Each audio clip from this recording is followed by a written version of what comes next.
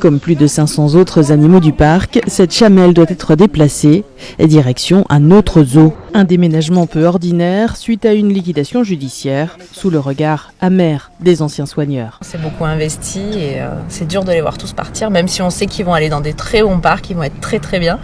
Mais voilà, c'est quand même 2 journées très difficiles.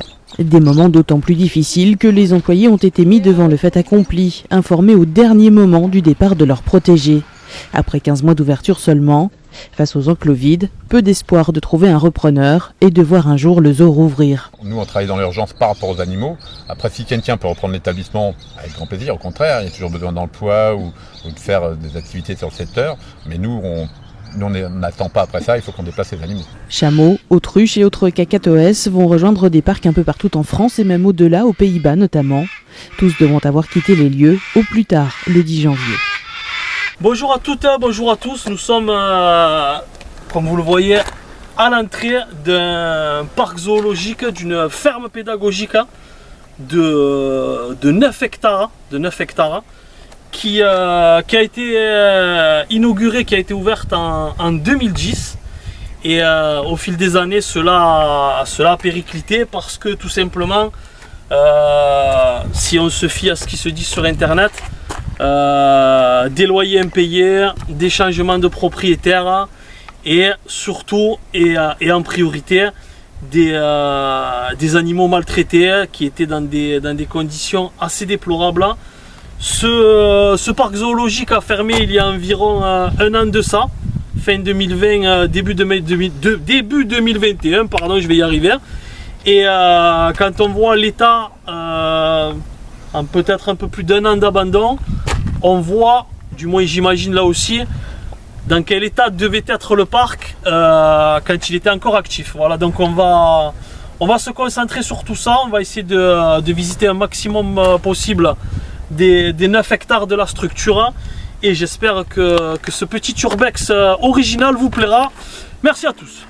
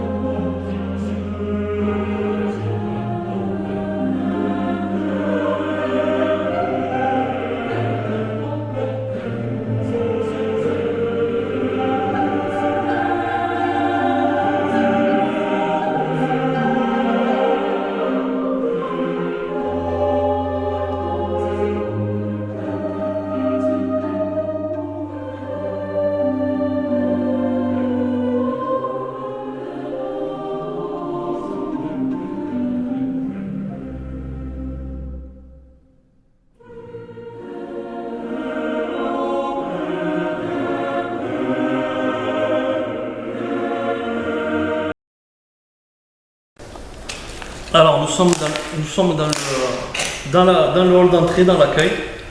Comme on peut le voir, les prospectus jonchent le sol. Il y a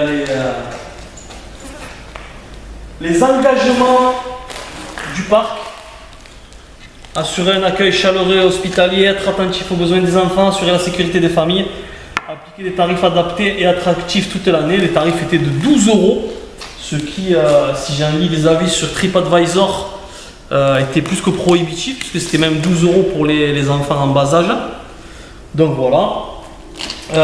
Pas mal de mouches et d'abeilles aux alentours, sûrement par rapport au reste de bouffe un petit peu disséminée partout. D'ailleurs, je ne sais pas ce que fait cette bouffe là, un petit peu par là. Et ensuite, nous avons, on va le découvrir là, un classeur. Alors j'imagine, ouais voilà. Donc là, ça date de 2015 et ça montre par exemple ce qu'il fallait donner à manger à la chouette lapone, avec les œufs notamment, et ainsi de suite. On voit le programme, j'imagine, sur le mois. Et c'est comme ça pour nombre d'animaux. Donc tout est rangé par ordre alphabétique, bien sûr. Et tout ça est resté tel quel. Et ce classeur, du moins, retrace, là pour les cacatoès, retrace l'année 2015. Voilà, ensuite, donc, vous voyez cette structure d'accueil qui, ma foi, est plutôt sympa. Il va faire quand même plutôt chaud l'été, j'imagine, avec ces baies vitrées. Et donc, en un an de temps, là encore, on voit les ravages et c'est pas mal abîmé. Nous sommes dans un premier enclos. Alors comme vous pouvez le constater, alors il y a eu du grabuge, il y a eu un feu. Alors est-ce que ce feu est récent ou pas? Je n'en sais absolument rien. En attendant, on voit l'état totalement délabré de la structure. Alors quels étaient les animaux ici, je n'en sais rien. Je l'ai déjà dit, je le répète une dernière fois, en un an de temps, je suis effaré par je sais pas, on dirait que c'est abandonné depuis une décennie, quoi. C'est vraiment abîmé. Et mon collègue qui me filme actuellement me faisait part qu'il était venu ici il y a 3 ans de ça avec les enfants d'un centre aéré. Donc tu peux nous raconter ton expérience ici? Oh, je me rappelle très vaguement, et je me rappelle surtout qu'il faisait très très chaud, que vraiment les animaux étaient vraiment à l'extérieur. Il n'y avait vraiment pas de protection pour les animaux, sauf pour les oiseaux qu'on verra plus tard. Et c'est vraiment un truc, c'était compliqué pour les enfants de faire la sortie. Voilà, c'était très très compliqué. On est ressorti avec un mauvais avis. Pas un agréable souvenir. Et justement, tu viens de dire le mot avis. À ce sujet, tout à l'heure, je vous relaterai 2-3 avis que j'ai enregistrés parus sur TripAdvisor. Et ils sont pas mal. Hein. Beaucoup de gens, avant la fermeture du lieu, stigmatisaient déjà, comme tu viens de le faire, l'état de la visite pour les gens qui venaient. Déjà, c'était assez compliqué. Mais vraiment, ils stigmatisaient les animaux qui étaient en plein cagnard. Qui souvent avaient des plaies, d'énormes tumeurs qui étaient visibles sur les animaux. Et bien sûr, en plein cagnard, comme on peut le voir ici, il n'y a quasiment pas d'abri. Il y en a un petit là-bas en face, on va aller voir ce que ça donne. Mais ouais, quasiment pas d'abri, très peu d'eau. Et donc c'était extrêmement compliqué, bien entendu, pour les animaux qui étaient ici. Et à la fermeture de la structure, beaucoup d'associations d'aide aux animaux, notamment la fameuse 30 millions d'amis, sont venus ici pour récupérer une majorité des animaux qui figuraient ici dans ce parc.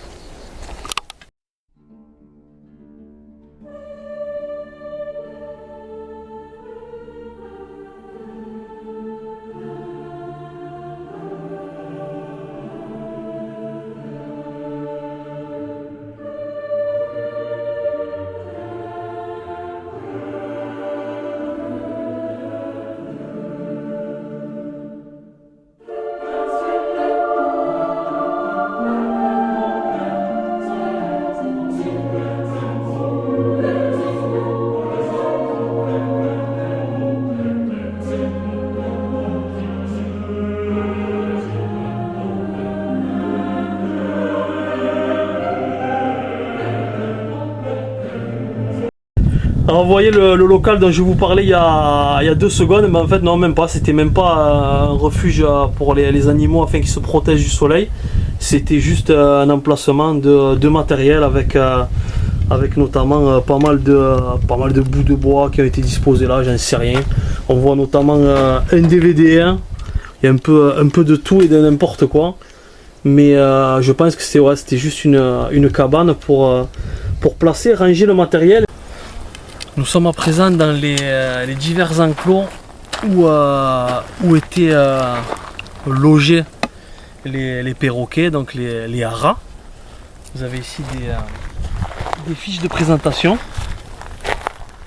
qui n'ont pas été abîmées, contrairement à d'autres qu'on a vu tout à l'heure. Voilà, ici il y avait la conure dorée. Alors, je ne vais pas faire le mec qui connaît parce que bien entendu c'est absolument pas le cas.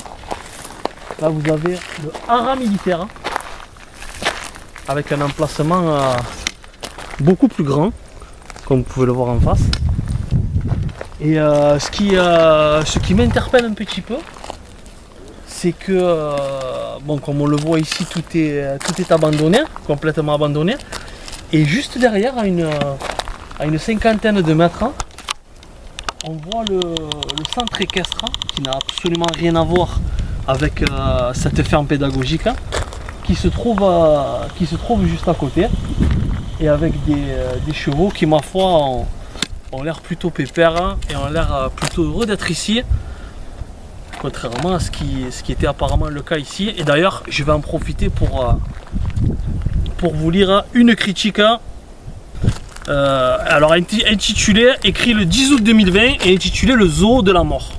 Publicité mensongère, on vous dit que vous allez voir plusieurs espèces du monde, mais en réalité il n'en est pas moins une ferme. Cochons, poules, chats, chevaux, chèvres, dindons, etc. 12 € l'entrée, ils n'acceptent pas la carte bancaire. Soit dit que la machine ne fonctionne pas, mais en réalité ils ne l'acceptent jamais. Les animaux sont enfermés dans des petites cages sales, entassés les uns aux autres sans eau, et ils sont affamés. Il y a des juments et des ânesses pleines qui sont dans des enclos pleins de crottins, entassés et sans eau. Malgré les plus de 30 degrés, c'est à fuir et c'est honteux. Et cet avis date d'août 2020. Nous venons de trouver juste après les cages aux perroquets et aux haras, une genre de petite écurie ou je ne sais trop quoi, où se trouvent un peu de partout des os, mais alors il y en a de partout. Là encore un, là, à mes pieds, ils sont vraiment costauds. Alors est-ce que c'est des... Vous me direz si je suis naïf, est-ce que c'est le reste d'animaux décédés dans cet enclos, ou au contraire la nourriture qu'on donnait aux animaux figurant dans cet enclos? Je sais pas, je trouve ça je suis un peu perplexe devant tout ça parce que c'est assez petit, c'est plutôt exigu, donc j'imagine mal que se trouvaient ici des animaux de haute stature, on va dire. Donc je sais pas, je suis un peu partagé. Et on va continuer la visite. Et je vous avoue que je suis un peu inquiet parce que depuis le début qu'on est arrivé dans le parc, il y a énormément d'abeilles. Donc j'espère qu'on va pas tomber sur un nid ou un essaim parce que ça fera pas rire.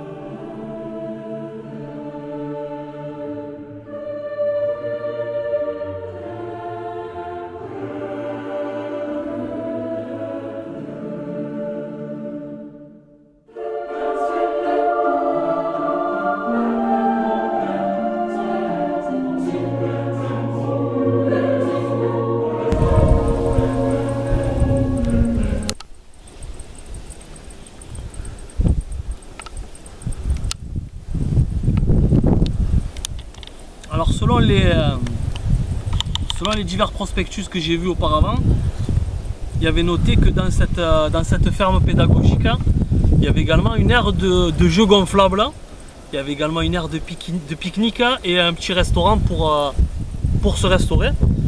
Donc là ici on est, j'appellerais ça un genre de petit amphithéâtre en plein air. Donc est-ce que il y avait peut-être aussi spectacles qui se déroulaient devant moi. Je ne sais pas, mais en tout cas ça a l'air d'y ressembler. Ça ressemble bien à un endroit pour qu'un maximum de spectateurs s'assoient et assistent à un petit spectacle. De retrouver à l'instant le coin restauration. Alors on l'a découvert tout simplement grâce à ce panneau qui figure encore ici. Je sais pas si tu peux zoomer. Le comptoir des îles, le Bavarda. Et donc on voit là qu'il y avait les bâches bien sûr pour protéger du soleil, qui étaient ensuite certainement accrochées un petit peu partout. Et ben voilà, un peu comme tout, il en reste pas grand chose.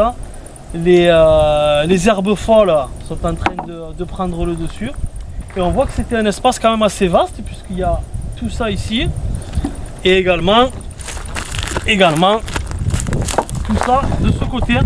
Donc deux espaces à peu près d'égale taille. Et par contre, chose qui est difficile à expliquer, il y a sur le parc 2 voitures abandonnées. Une là-bas, si tu peux la zoomer. Et une autre qui est à l'entrée du parc. Voilà, tant d'autres mystères sur ce parc. Voilà.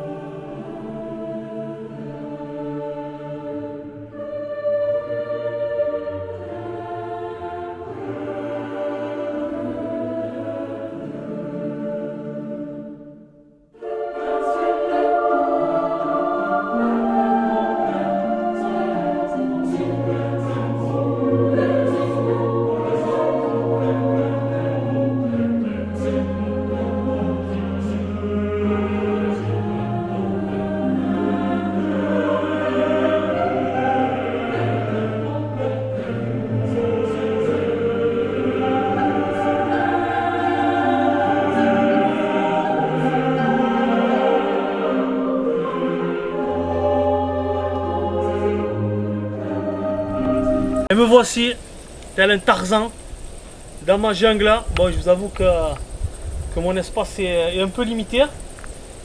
Mais je pense que c'est l'enclos le plus important qu'on ait pu voir dans ce parc.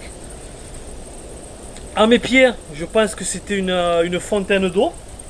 En sachant que là, derrière moi, il y a un petit tuyau. Donc je pense aussi que ça alimentait. Voilà, maintenant...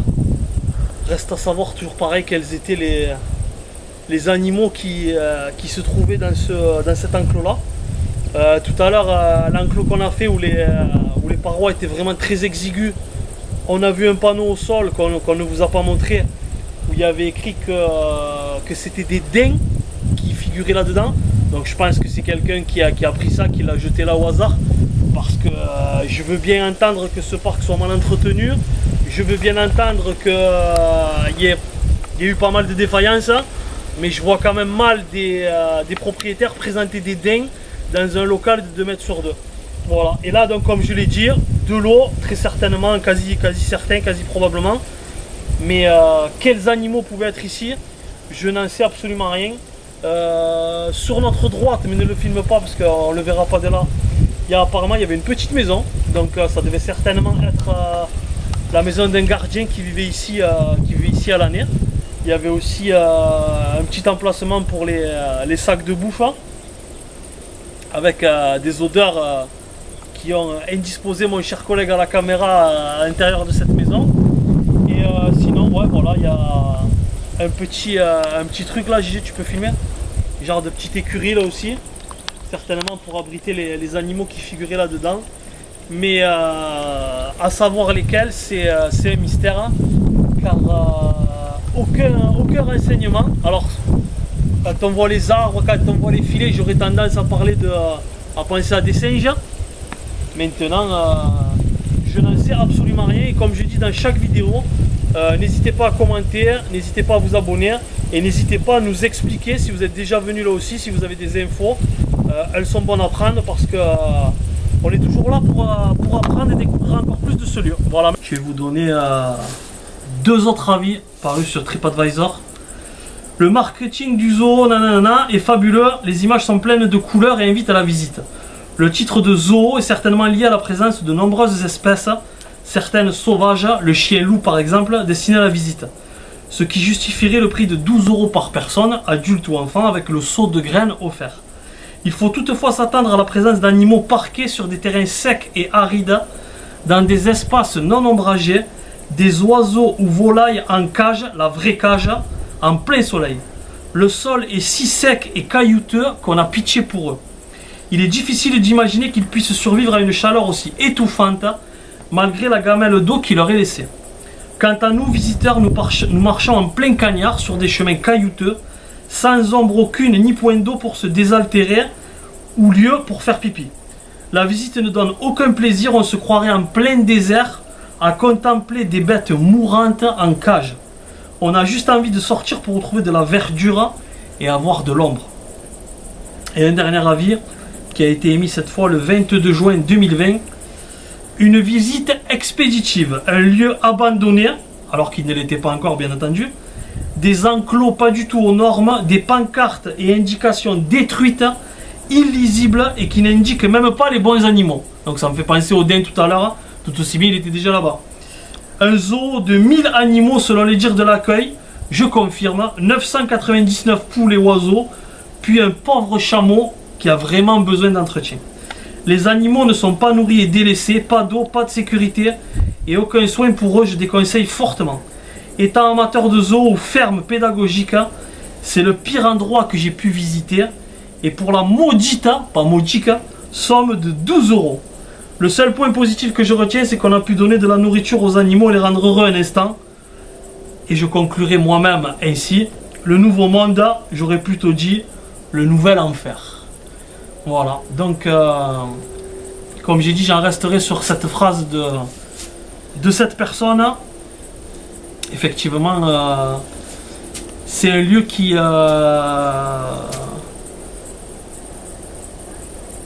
abandonné, mais qui effectivement semblait déjà abandonné quand il ne l'était pas. Et le seul point que j'espère positif dans cette histoire, c'est que tous les animaux, à travers la fondation 30 millions d'amis et d'autres fondations, tous les animaux ont pu être recasés dans des endroits où ils sont heureux et sereins. Et c'est la moindre des choses. Et maintenant, voilà, cet endroit est donc abandonné. Et reste à savoir ce qu'il deviendra. Est-ce qu'il va rester comme ça encore des années en friche et à être de moins en moins possible de visiter, parce que je peux vous dire que le collègue et moi, on a les jambes, on s'est bien fait piquer de partout. Il y a énormément d'herbes folles. Mais bon voilà, je vais en rester là parce que je commence à parler un petit peu trop. Je m'auto-soule moi-même, à vrai dire. Donc voilà, j'espère quand même que malgré tout, cette petite visite, ce petit urbex dans cette ferme pédagogique vous aura plu. Je le dis à nouveau, n'hésitez pas à vous abonner sur la chaîne YouTube Costa Bordino. Et si vous avez des informations sur le devenir des bêtes, sur des anecdotes sur cet endroit que vous avez visité peut-être au préalable, n'hésitez pas à nous en faire part. Voilà, je vous remercie et à très bientôt pour un nouvel urbex. Merci à tous, au revoir.